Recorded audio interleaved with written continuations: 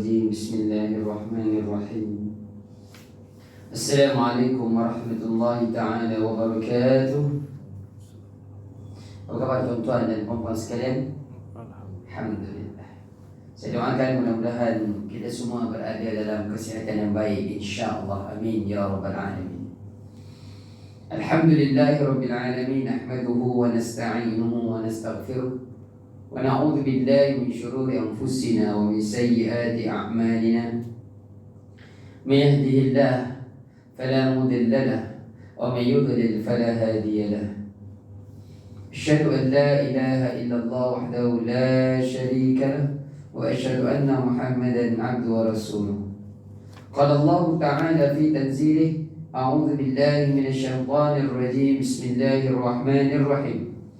يا أيها الناس اتقوا ربكم الذي خلقكم من نفس واحدة وخلق منها زوجها وبث منهما رجالا كثيرا ونساء واتقوا الله الذي تساءلون به والأرحام إن الله كان عليكم رقيبا. وقال الله تعالى والذين جاهدوا فينا لنهدينهم سبلنا وإن الله لمع المحسنين. وقال النبي صلى الله عليه وسلم من سلك طريقا يلتمس فيه علما سهل الله له إلى الجنة. وقال أيضا اقرأوا القرآن فإنه يأتي يوم القيامة شفيعا لأصحابه. اللهم إني ظلمت نفسي ظلما كثيرا لا يغفر الذنوب إلا أنت فاغفر لي مغفرة من عندك وارحمني إنك أنت الغفور الرحيم. رب اشرح لنا صدورنا ويسر لنا أمورنا واحلل عقدة من ألسنتنا يفقه أقوالنا. فأما بعد. Alhamdulillah, summa alhamdulillah. Puji-pujian, kesyukuran kita panjatkan kepada Allah Subhanahu wa Ta'ala, Rabbul Alamin, Tuhan semesta alam. Rabbul Izzati, Tuhan yang maha perkasa, yang masih memberikan kepada kita umur pada hari ini, diberikan kesihatan kepada kita, mampu hadir datang ke pejabat untuk menyelesaikan tugas dan amanah kita. Allah Subhanahu wa Ta'ala masih memberikan kepada kita ada nikmat yang besar, iaitu iman, Islam dan takwa. Tidak semua orang di atas dunia ini Allah kirimkan, letakkan dalam hatinya iman, Islam dan takwa. Namun Allah Subhanahu wa Ta'ala mengizinkan lagi saat ini kita masih dapat mengecapi, menikmati, merasai iman, Islam dan takwa itu. Mudah-mudahan kekal kesemuanya ini sehingga kita meninggalkan dunia yang fana ini. Amin ya rabbal alamin. Selawat serta salam ke atas baginda Nabi sallallahu alaihi wasallam, ahli keluarga baginda, para sahabat, para tabi'in, tabi'in, para salafus salih. Mereka telah banyak berkorban nyawa, harta untuk memastikan Islam itu sampai terus tersebar ke seluruh dunia. Mudah-mudahan dengan pengorbanan yang mereka lakukan itu, kita yang berada di akhir zaman, kita yang merupakan umat yang terakhir ini, terus sama-sama mempertahankan di dalam kehidupan kita daripada ancaman anasir-anasir yang tidak pernah terhenti, yang tidak pernah berhenti untuk memastikan Islam ini terlihat kubur ataupun terpadam, tidak dapat diamalkan. InsyaAllah kitalah orang-orang yang terus mempertahankannya. Tuan-tuan yang dirahmati Allah, terima kasih atas kesudian untuk duduk sebentar sementara kita menantikan rakan-rakan yang lain untuk kita berjamaah solat zuhur. Kita berada sebentar di dalam majlis ilmu ini untuk kita meneruskan tadabbur dan tazakur kita. Jadi insya-Allah rakaman itu akan kita kongsikanlah kepada rakan-rakan kita yang lain. Mungkin mereka ada kekangan ataupun beberapa urusan yang tidak dapat dielakkan. Baik, pada pertemuan kita hari ini saya nak pergi untuk melihat surah yang kelima di dalam Al-Quran, iaitu surah Al-Ma'idah. Dan saya amat yakin surah Al-Ma'idah ini merupakan satu surah yang tidaklah familiar, tidaklah biasa di kalangan orang-orang kita. Tidak seperti surah Yasin, surah Al-Fatihah, surah apa lagi? Surah As-Sajdah, Al-Insan, Al-Waqi'ah, Tidak seperti surah-surah itu. Jadi surah Al-Ma'idah ini agak asing bagi orang-orang masyarakat kita. Namun harapnya ada yang dapat kita kongsikan pada petang ini, baik untuk diri saya yang bercakap di hadapan dan kita semua yang mendengarnya, insya-Allah. Baik. Apa maksud Al-Ma'idah? Pertemuan kita bulan lepas kita dah selesai surah yang keempat, iaitu surah An-Nisa. Ya, surah An-Nisa itu pun 2 kali pertemuan. Baik. Apa maksud Al-Ma'idah? Iaitu hidangan. Mungkin saat ini jam 1:05 ini ada di kalangan kita yang berada di hadapan hidangan, menu yang dia nak makan ni tengah hari ini. Ya, sarapan kita pagi tadi pun ada menu yang kita pilih. Nanti balik malam nanti pun mungkin kita dah berbincang dengan pasangan dan keluarga kita apa nak makan malam ini, menu. Dan untuk yang pentingnya adalah menu-menu yang kita cakapkan ini tadi, kita kena tahu itu hanya untuk fizikal kita. Ya, jika sekiranya kita hanya makan, orang lain yang bukan Islam pun makan. Jika hanya sekadar makan, binatang yang tidak berakal pun makan. Apa beza orang Islam yang beriman itu makan? Apa beza dia dengan orang yang bukan Islam itu makan? Tidak lain tidak bukan orang Islam apabila sebelum makan lagi dia memilih menu-menu yang bukan hanya sekadar halal, tetapi jauh lebih penting adalah halalan tayyiban. Ini lebih penting. Jadi orang-orang yang beriman, dia bukan hanya sekadar nampak ramai dah orang tu pergi kat sana, viral pula lah, nak kena try lah rasanya. Sabar, itu bukan syarat utama dalam mencari halal dan tayyiban.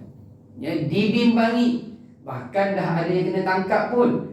Yang viral-viral itu sebenarnya belum lagi diiktiraf halal. Sian, sekarang dah makan. Macam mana nak buat? Kena pening kepala. Sebab itu orang-orang Islam, orang yang beriman, sifatnya tamak-ninah, berhenti sebentar, cek dahulu, kena pasti dahulu betul ke walaupun viral tempat makan ni ataupun makanan ini duk ramai orang beli. Kan trend sekarang ni kan, orang kita kan, apa yang dia jadi viral itulah yang dia nak pergi kerumun sama. Bukan makanan je, pakaian. Bukan makanan dan pakaian ni, tempat berjalan pun sama orang kita. La ilaha illallah, kan? Tak salah. Tetapi cek terlebih dahulu, pastikan, confirmkan betul-betul benda ni betul ke halalan tayyiban, dapat iktiraf JAKIM, logo tu dan sebagainya. Tuan-tuan yang dirahmati Allah, para jemaah yang dirahmati Allah, kenapa ini penting? Kerana dia nak jadi darah daging kita. Kerana makanan itu nak jadi darah daging kita. Dengan apa yang kita ambil itu sehat, kita juga akan sehat. Dengan kesihatan yang ada ini, insya-Allah kita boleh beribadah dalam keadaan yang selesa. Bayangkan kalau dah tersalah makan, bukan hanya sakit perut je, kepala pun pening, kepala pun pening. Mikir orang dah bagi tahu, alamak baru bagi tahu, pasal apa lambat bagi tahu. Saya dah berkali-kali pergi makan kat restoran tu. Poin saya di awal ini apa dia tuan-tuan? Iaitu menu makanan yang kita pilih. Tanpa kita sedar, rupanya diri kita ini ada yang kedua, namanya rohani. Kalau tadi fizikal kita makan, masukkan ke dalam mulut sampai ke perut, terasa kenyang. Itu fizikal. Tetapi yang rohani pula dia tak macam tu. Dia bersifat dalaman yang tak boleh ditunjukkan. Tak boleh ditunjukkan. Orang makan banyak kan lagi besar perut dia kan, kenyang. Jalan pun dah susah, bangun pun nak susah. Tu tanda makan banyak tu.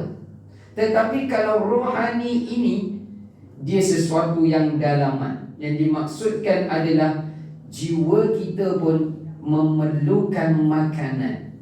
Dan makanan rohani, makanan jiwa ini, dia tidak sama seperti yang diperlukan oleh fizikal tadi. Kalau fizikal tadi perlukan makanan yang seperti biasa kita makan. Kalau rohani pula, apakah makanannya? Tidak lain, tidak bukan, adalah zikrullah. Apa makanan rohani tadi? Zikrullah. Yang termasuk juga dengan zikrullah adalah zikir yang kita hafaz, zikir yang tuan-tuan amalkan, termasuk zikrullah juga mendirikan solat, termasuk zikrullah juga adalah membaca Al-Quran. Ini semua adalah bentuk-bentuk makanan rohani dan jiwa kita. Bila ini semua tidak diberikan kepada rohani dan jiwa kita, manusia itu hidup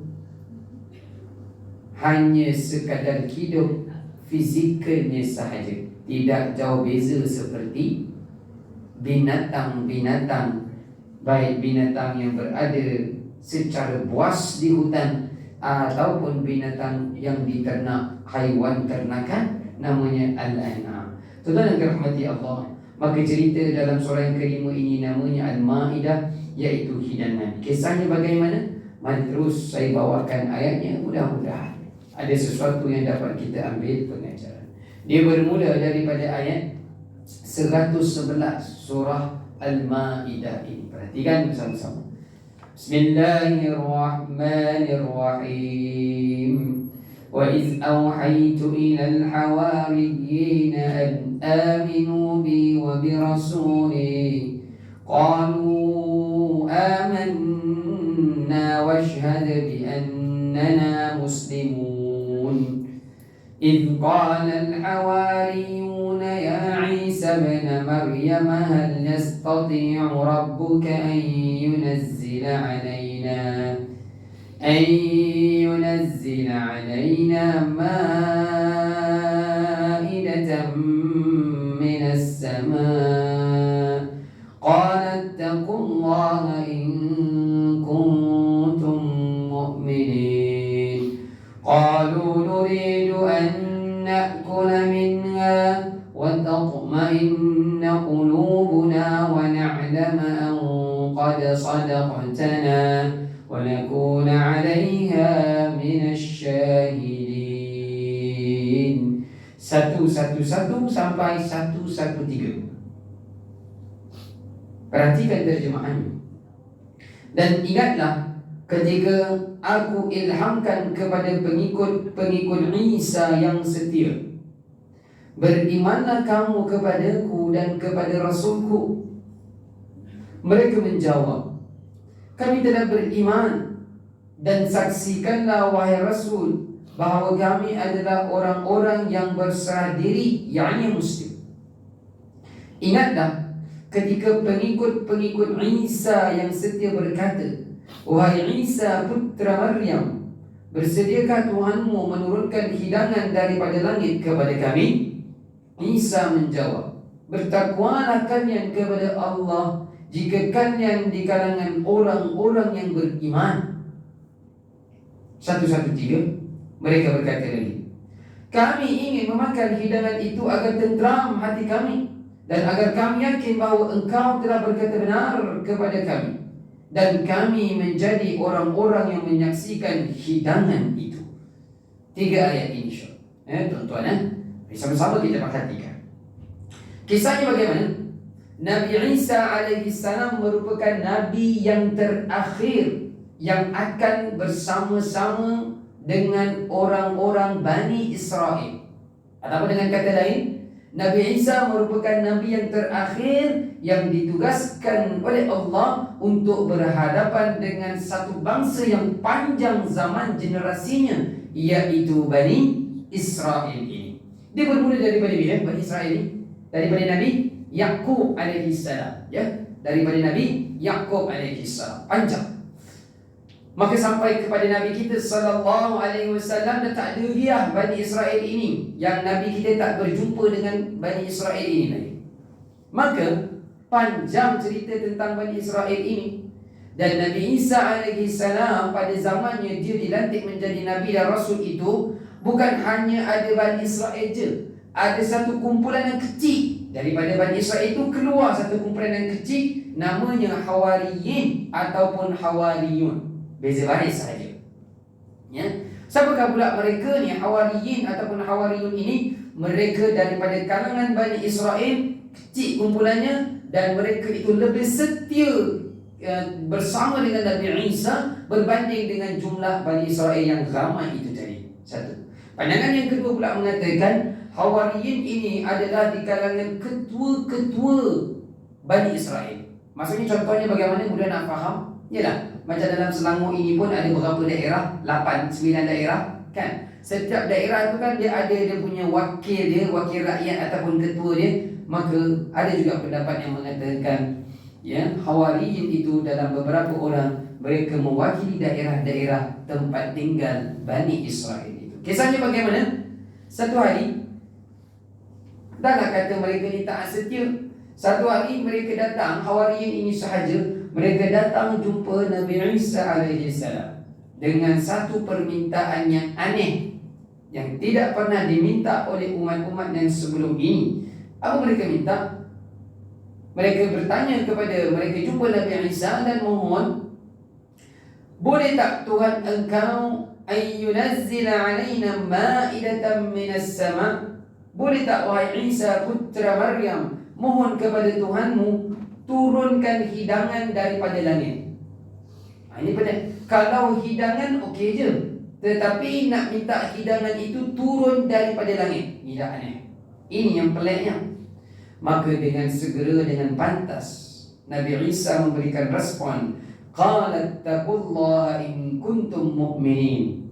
Kalian lebih baik, jauh lebih baik, alangkah baiknya kalian bertakwa kepada Allah jika benar kalian adalah orang-orang yang beriman. Kalian kata tadi kalian adalah orang yang beriman dengan kerasulan yang aku bawa. Bahkan kalian digelar sebagai Hawariyin, taat setia. Kenapa pula bagi datang permintaan yang pelik seperti ini? Apa yang masalah sebenarnya? Tuan-tuan yang dirahmati Allah, dengan permintaan ini jelas menunjukkan rupa-rupanya dalam diri orang-orang Bani Israel juga termasuk Hawariyin ini, mereka ada sekelumit perasaan tidak percaya bulat-bulat, tidak 100% beriman dengan Nabi Isa alaihi salam. Sebab itu Nabi Isa lantas beritahu kepada mereka, bertakwalah kepada Allah, takutlah kalian kepada Allah jika benar kalian di kalangan orang yang beriman. Kita mungkin bertanya, kenapa begitu jawapan Nabi Isa alaihi salam? Kenapa Nabi Isa menjawab kepada mereka, ittaqullah, ittaqullah, takutlah kalian kepada Allah? Kenapa? Kerana ada umat yang sebelum-sebelumnya itu mereka minta beberapa bukti juga daripada Nabi mereka alaihi salatu wassalam. Seperti Nabi Saleh alaihi salam. Apa mereka minta? Tunjukkan bukti kau wahai Saleh. Jika benar engkau ini adalah utusan kepada kami, tunjukkan bukti. Jika sesuatu yang kau tunjukkan itu ajaib, pelik, insya-Allah kami beriman dan percaya apa yang kau bawa. Nabi Saleh ajak mereka pergi satu kawasan di tepi gunung. Kemudian Nabi Saleh minta mereka tengok di kawasan gunung itu. Apa yang keluar? Unta Nabi Saleh alaihi salam. Ya, unta yang keluar. Adakah mereka beriman selepas unta yang pelik itu keluar dari celahan gunung yang keras? Mereka tetap tidak beriman. Kemudian selepas mereka tidak beriman, mereka sampai bunuh unta tersebut. Kemudian ini yang ditakuti.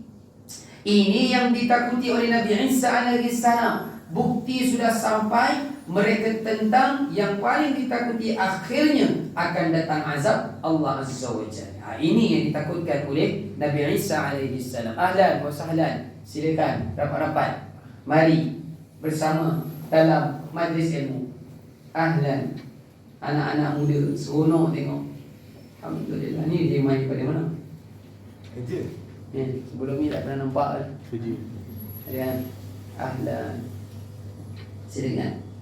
Berada di dalam majlis ilmu, para malaikat mendoakan keampunan untuk kita.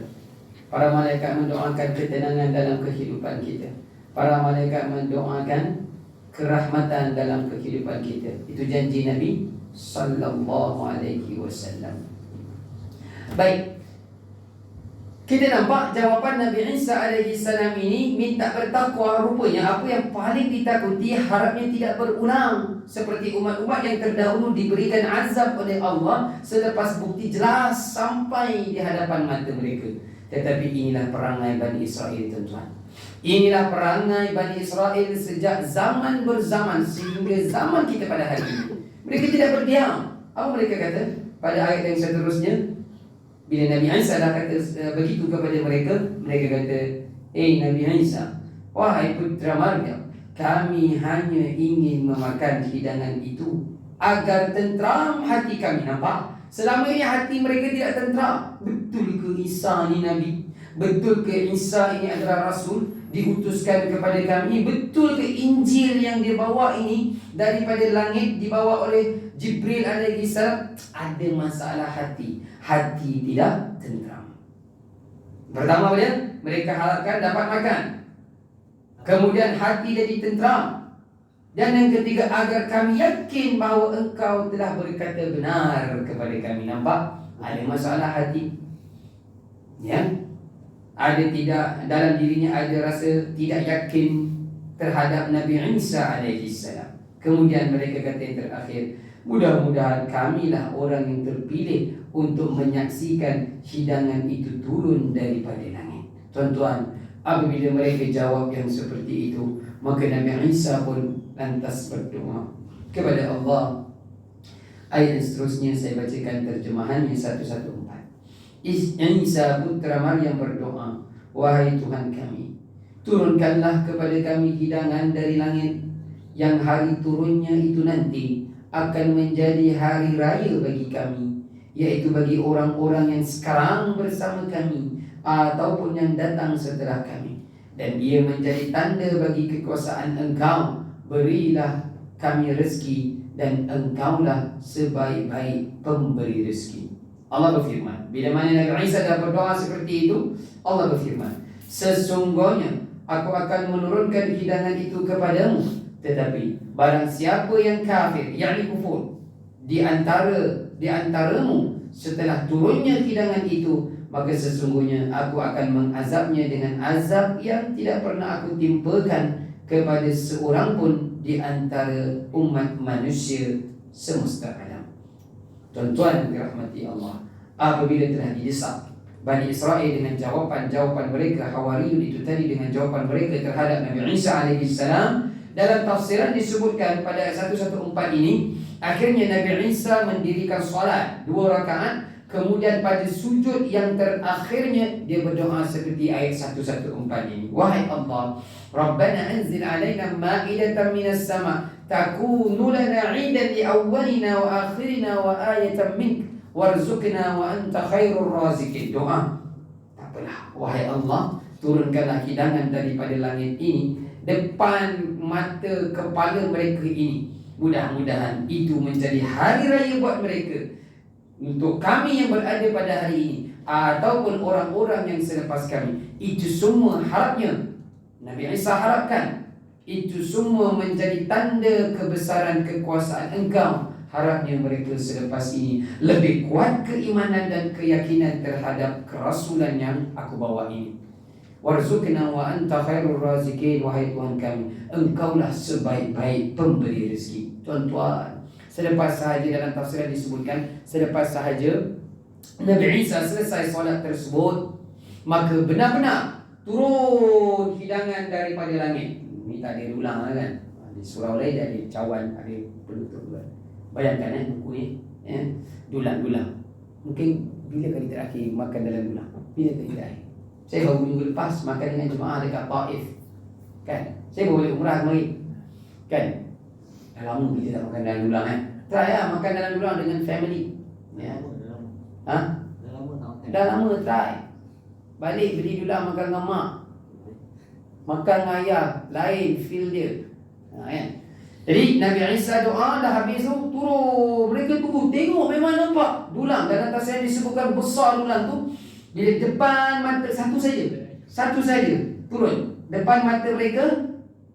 Kepala ikan antaranya, ada ikan yang besar. Kepala ikan itu di hujung sini, di hujung dulang sini, dan ekornya di hujung sini. Soal kita mana pernah makan dalam dulang ikan sebesar itu? Di tengah-tengah itulah ikan dan kepala dan ekornya. Dia besar. Jadi di antaranya ada buah-buahan, di antaranya ada minyak zaitun. Yang paling menakjubkan adalah ikan yang besar itu tadi.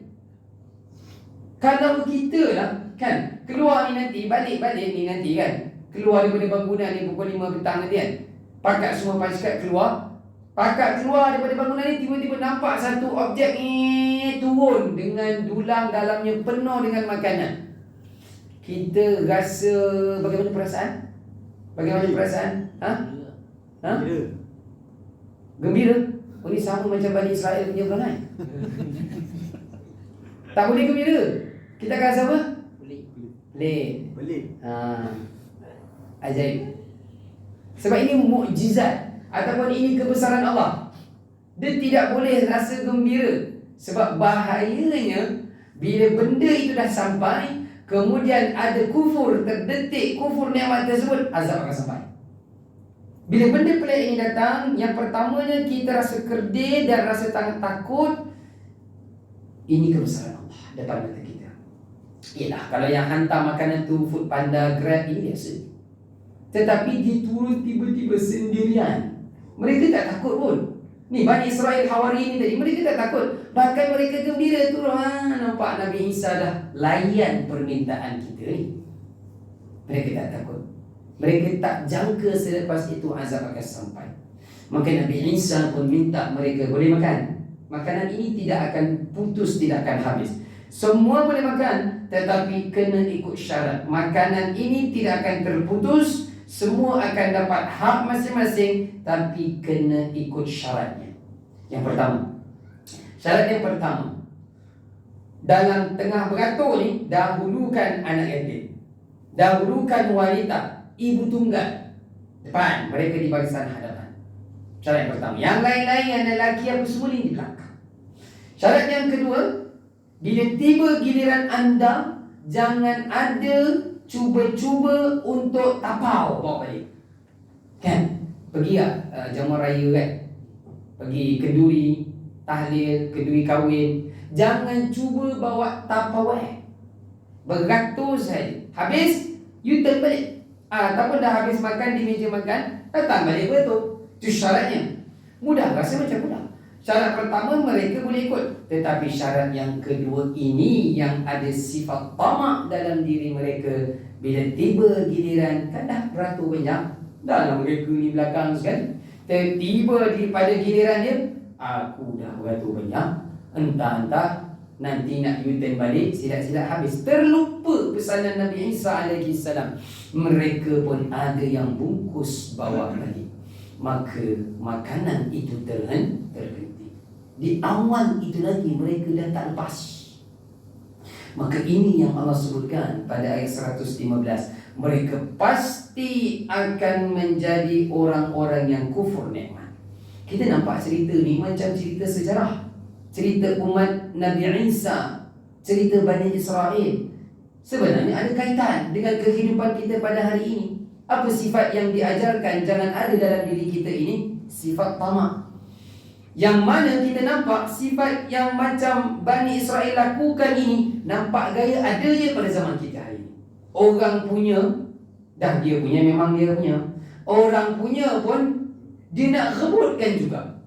Hak orang pun bagi dia ada peluang untuk rebut, dia nak rebut juga. Sama perangai macam Bani Israel. Ingat lagi, masa ketika kita berada dalam surah Al-Baqarah, satu perangai Bani Israel, apa dia? Yang Nabi Musa suruh pergi cari lembu betina. Apa perangai dia? Jangan kita tiru. Kalau ini dalam kisah Nabi Isa ini sifat tamak. Kalau kisah mencari lembu betina itu Bani Israel juga. Apa sifat yang jangan kita contohi? Apa dia? Jangan banyak tanya. Bukan tamak. Tamak kisah Nabi Isa. Kisah Nabi Musa dengan Bani Israel suruh cari lembu tu kan. Jangan banyak tanya. Akhirnya banyak tanya bagaimana warna, umur berapa, kat mana, sifat lembu ni. Akhirnya jadi susah nak mencari lembu tersebut. Kan? Anda semua kan, ini kawan-kawan ni, rakan-rakan kita yang muda ni kan, baru kerja mungkin, cari pengalaman kan. Kan senang. Nak apply kerja sana, orang tu nak pengalaman 3 tahun. Mana ada pengalaman lagi kan? Itu standard kan. Bila dapat mana-mana kerja, peluang kerja dahulu. Jangan banyak tanya dengan arahan daripada pihak atasan. dibimbangi, dan itulah yang biasa berlaku sepanjang zaman. Ditanya setelah arahan diberikan, akhirnya akan menyusahkan tugasan anda. Boleh kan? Bagus ni mereka kedatangan. Next time jangan datang. Baik. So jadi kita nampak Bani Israel dalam surah Al-Baqarah seperti itu. Jangan banyak tanya.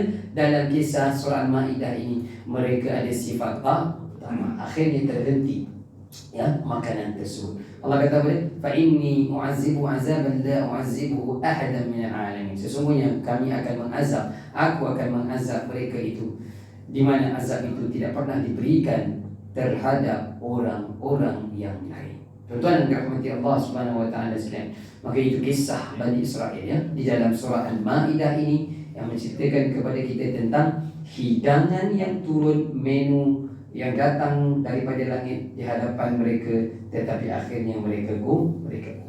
Saya melompat semula di awal surah Al-Maidah ini. Kalau tadi di hujung surah Al-Maidah ini, saya nak bawakan pada ayat yang pertama. Firman Allah Subhanahu wa taala, "Ya ayyuhalladzina amanu awfu bil 'uqud, uhillat lakum bahimatul an'ami illa ma yutla 'alaikum ghayra muhillis shayd wa antum hurum. Innallaha yahkumu ma yurid." Tuan-tuan, dalam Al-Quran kerap kali saya sebutkan ada 3 panggilan Allah panggil hamba-hambanya, iaitu kita. Yang pertamanya Allah panggil dalam bentuk wahai orang-orang yang beriman.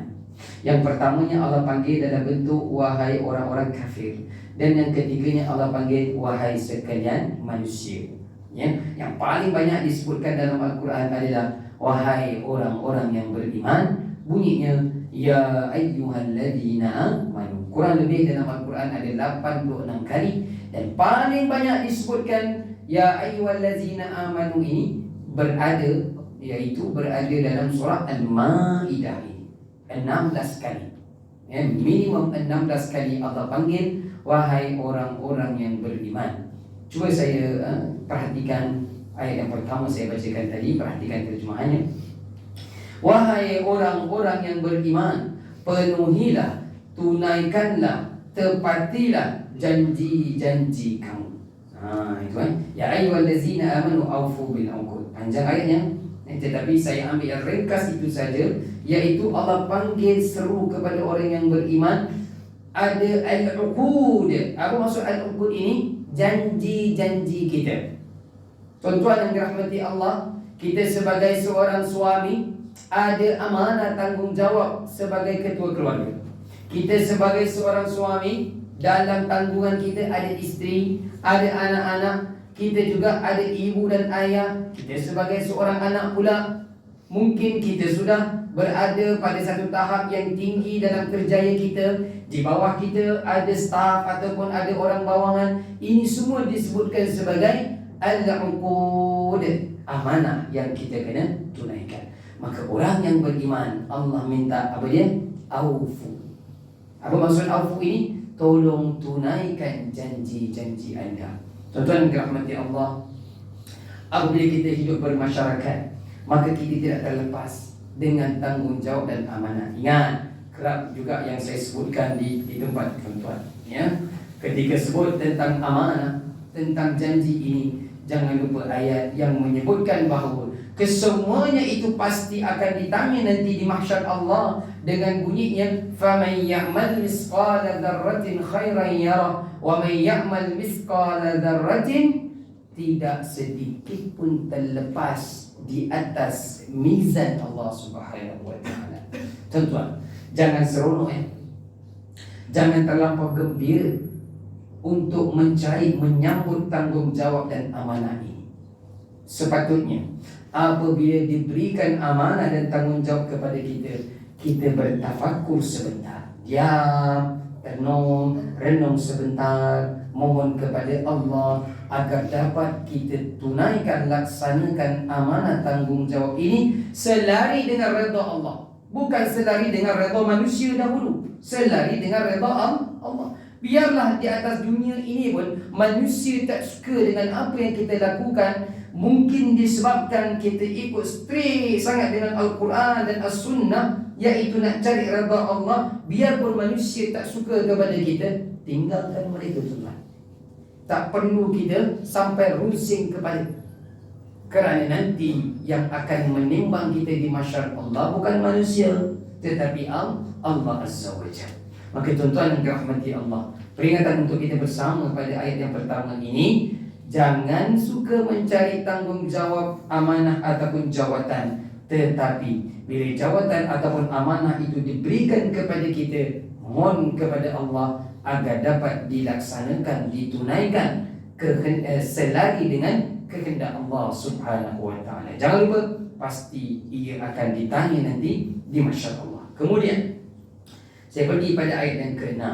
Ini satu-satunya ayat yang menceritakan kepada kita tentang sifat mengambil wudu, kaifiat, cara-cara kita mengambil wudu. Maafkan saya, bukan hanya anak remaja, bukan hanya budak sekolah rendah, sekolah menengah tuan-tuan. Ya, saya Jumaat kadang-kadang di tempat-tempat yang berdekatan untuk saya berkuliah.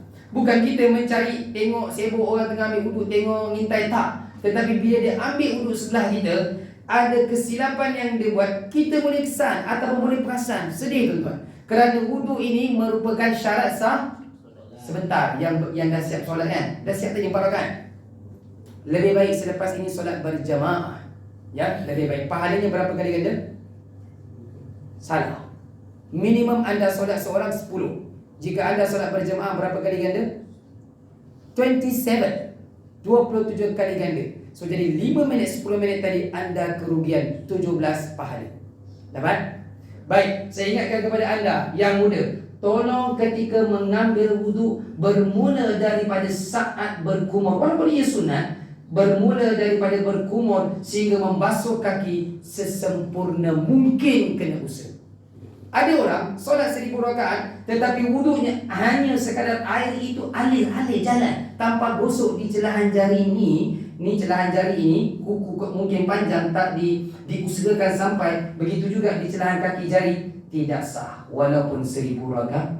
Saya ulang balik perkataan saya dengan mudah. Sesiapa yang mengambil wudu tanpa menggosok di celahan jari tangan dan kakinya, wudunya tidak sah. Ini majoriti ulama fiqh. Maka sebab itu ada orang tanya, dia solat tetapi kenapa selepas itu dia buat rasuah? Dia solat, kenapa selepas solat dia buka tudung?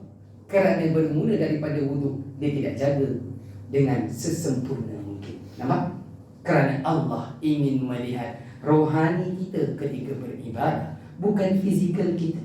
Yang kita rukuk, yang kita sujud, yang kita tahiyat akhir, itu fizikal. Tetapi kefahaman 5 minit bermula daripada wudu sehingga memberi salam, benarkah kita buat dengan penuh keimanan dan kesungguhan? Ini yang akan ditanya. Tuan-tuan, Allah berikan kepada kita 24 jam sehari. Sama waktu 24 jam kepada Nabi SAW. Sama waktu 24 jam kepada Nabi Adam AS. Sama juga kepada kita. Tidak ada seorang pun boleh claim, boleh lah Ustaz, dia tu Allah berikan 24 jam 30 minit. Minta maaf, sama semua 24 jam. Tetapi mereka buat sebaik mungkin. Walaupun solat zuhur tadi 10 minit, dia berusaha sebaik mungkin daripada mengambil wudu sehingga memberi salam. Tuan-tuan, maaf, bukan orang muda sahaja yang sudah level pakcik pun saya nampak ketika mengambil wudu. Tapi itulah, pernah dengar kisah cucu Nabi SAW, Hasan dan Husain? Pernah dengar kisahnya? Dia selalu nampak pakcik ni ambil wudu tidak tepat lah, kurang tepat. Tetapi dia nak tegur pakcik ni lah, orang tua kan, takut tersalah tegur kan, kata kurang maju pula. Caranya bagaimana? Tahu kisah dia kan? Dia pergi dekat pakcik tu satu hari. Pakcik, boleh tak saya adik-beradik, boleh tak pakcik tengok abang saya ni ambil wudu? Mula dia ambil wudu, lepas tu saya ambil wudu, nanti pakcik tegur kami salah tang mana. Tuan-tuan, sedar orang tua ni, rupanya cucu Nabi ni buat jauh lebih sempurna daripada apa yang dia buat. Cara dia nak tegur pakcik tu tadi. Tuan-tuan yang dirahmati Allah, maka sebab itu ya, dalam ayat ke-6 ini Allah panggil orang yang ambil wudu pun dengan panggilan ya ayyuhallazina amanu. Allah tak panggil wahai orang Islam, ini cara ambil wudu. Tetapi Allah panggil orang-orang yang beriman, ini cara anda mengambil wudu. Ya, perhatikan sama-sama terjemahan ya. 10 minit lagi. Wahai orang-orang yang beriman, apabila kamu hendak melaksanakan solat, maka basuhlah wajahmu dan tanganmu sampai ke siku, dan sapulah kepalamu dan basuhlah kedua-dua kakimu sampai ke dua-dua buku lari. Jika kamu berhadas besar, yakni berjunub, maka mandilah. Dan jika kamu sakit atau dalam perjalanan atau kembali daripada tempat berhadas atau menyentuh perempuan, maka jika kamu tidak mendapatkan air, maka bertayamumlah dengan debu yang baik, yakni yang suci. Usaplah wajahmu dan tanganmu dengan debu itu. Allah tidak ingin menyukarkan kamu, tetapi Dia hendak membersihkan kamu dan menyempurnakan nikmatnya bagimu, agar kamu menjadi orang yang bersyukur. La'allakum tashkur. Tuan-tuan, pelik ya? Apa kaitan kita terkentut dengan basuh muka dan basuh tangan? Siapa jawab? Bila kita terkeluar angin, batallah wuduk kita kan? Pergi ke paip, kenapa kena basuh muka, tangan dan kaki dan kepala? Siapa boleh jawab? Apa kaitan? Kalau orang yang bukan Islam tanya kepada kita, yalah rumah dia mungkin depan surau kita, pagar tu nampak ke dalam ruang ambil wuduk tu, dia pun tanya nanti satu hari kita keluar surau. Tadi saya nampak you all basuh muka, you basuh tangan, you basuh kepala, you basuh kaki. Kenapa you basuh itu? Tadi saya terkentut, kita beritahu dia kan.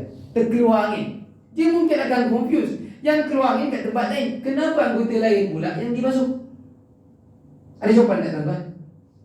Ayat ini, ayat yang ke-6 ini telah menyebabkan ramai orang yang bukan Islam masuk Islam. Kerana sebenarnya yang Allah nak lihat bukan basuh muka, tangan, kepala, rambut dan kaki, bukan itu. Yang Allah nak lihat anda tolong jadi orang yang benar-benar beriman, yakin. Iman itu maksudnya yakin.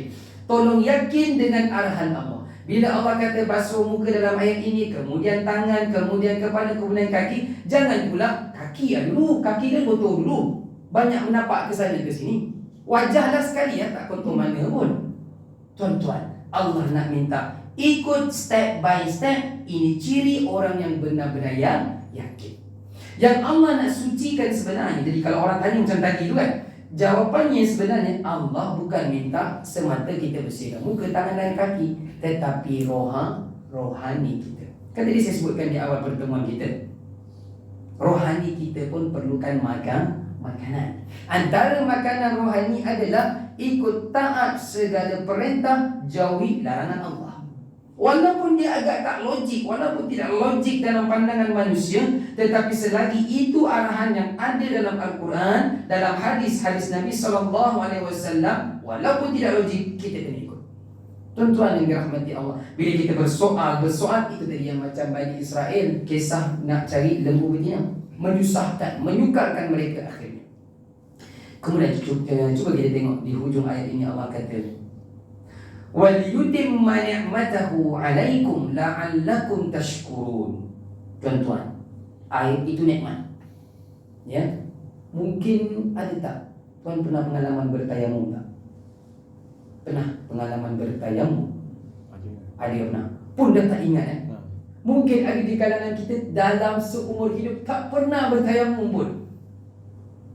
Sebab kalau ada notis air masalah, kita dah siap prepare, sempat lagi ambil wudu.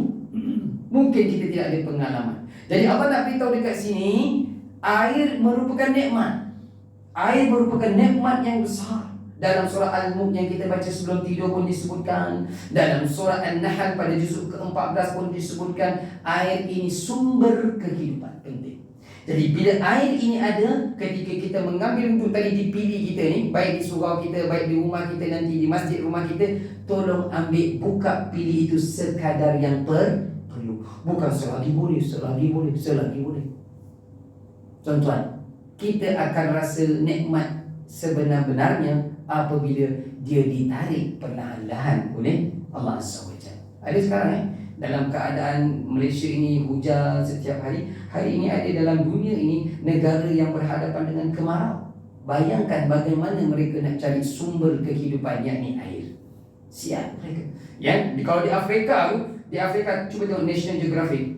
Perempuan kan, dia angkat apa nama, kita kata apa, bekas atas kepala dia tu kan, bukan 1-2 kilo.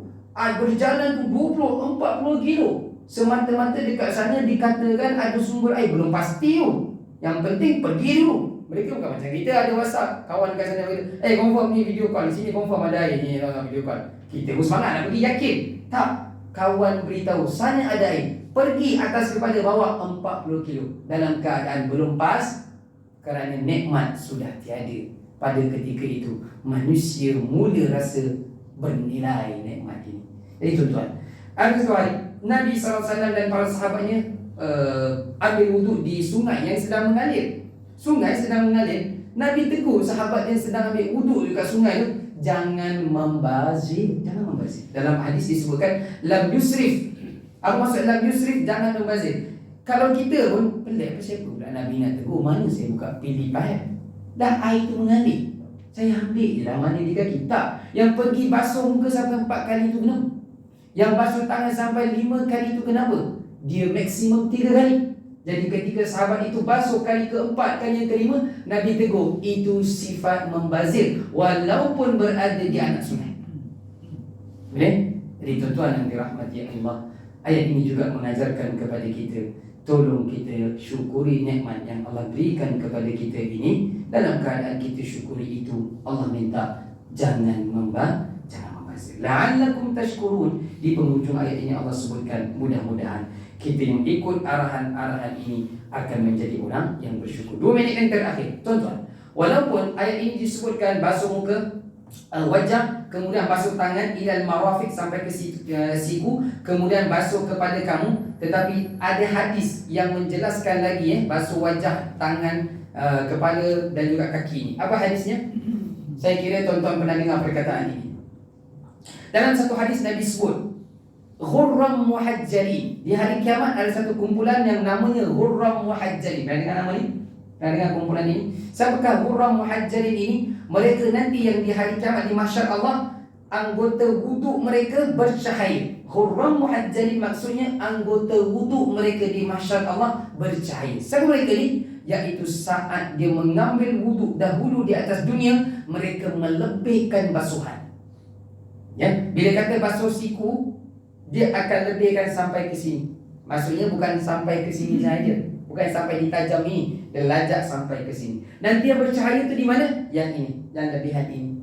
Ketika dia basuh kaki, bukan hanya sekadar sampai buku lali, naik sampai ke apa kita panggil betis, sampai ke betis, depan tu keting, lebihkan basuhan. Ini Nabi SAW sebut, orang yang seperti ini nanti akan diberikan cahaya khusus untuk kumpulan ini, namanya Ghurram Muhajjalin. Tuan-tuan, anak-anak kita cuti sekarang ni kan? Tadi ada kata tuan, apa program daurah kat mana tu? Bani. Bagus, kirimkan anak-anak kita tuan-tuan. Setakat bayar 150 program 2 hari 3 hari, tuan-tuan, ini untuk akhirat anak-anak kita. Saya yakin dalam program yang seperti itu, mereka perbaiki wuduk anak-anak kita, mereka perbaiki solat anak-anak kita. Ya, fasilitator ustaz-ustaz yang dikirimkan untuk memastikan anak kita solat dengan sesempurna mungkin. Kita mungkin tak sempat nak cek tuan-tuan, pergi pagi balik malam, tak melewat, tak sempat. Mungkin sempat penghujung minggu sahaja. Hantar anak-anak kita untuk program yang seperti ini. Dan sebab saya pun anjurkan program macam ni. Saya pun ada lesen buat program macam ni, cuma sekarang tak sempat. Ya, saya yakin dalam tentatif mereka tentang wudu, tentang solat, bacaan-bacaan dalam solat, kemudian tentang Al-Quran, ini semua bekalan akhirat untuk anak-anak kita. Tuan-tuan, sudah dikirimkan ya, untuk mereka sertai program yang seperti ini. Tuan-tuan, itu yang sempat saya kira untuk dikongsikan pada petang ini. Al-Ma'idah ceritanya tentang hidangan. Hidangan yang jauh lebih penting adalah rohani kita.